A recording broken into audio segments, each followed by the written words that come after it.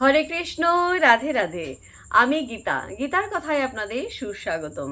আজকে আরেকটি ভিডিওতে গীতার পঞ্চদশ অধ্যায়ের 9 নম্বর শ্লোকটি পাঠ করছি। আপনারাও কিন্তু আমার সঙ্গে অবশ্যই পাঠ করবেন। ওং নমো ভগবতে বাসুদেবায়, ওং নমো ভগবতে বাসুদেবায়, ওং নমো ভগবতে বাসুদেবায়, ওং তৎসৎ। হরে কৃষ্ণ। শ্লোকটি আমার সঙ্গে উচ্চারণ করবেন। শ্রোত্রম চক্ষুস্পর্শনম চ রসনম ঘ্রাণম এব চ অধিষ্ঠায় মনো চ অয়ং বিষয়ান উপসেবতে।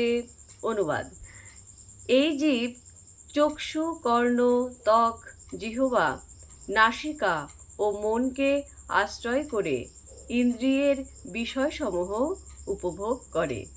তো ভক্তগণ, এমনি করে প্রতিদিন একটি করে গীতার শ্লোক পাঠ করুন আর এই দুর্লভ মানব জনমকে ধন্য করুন।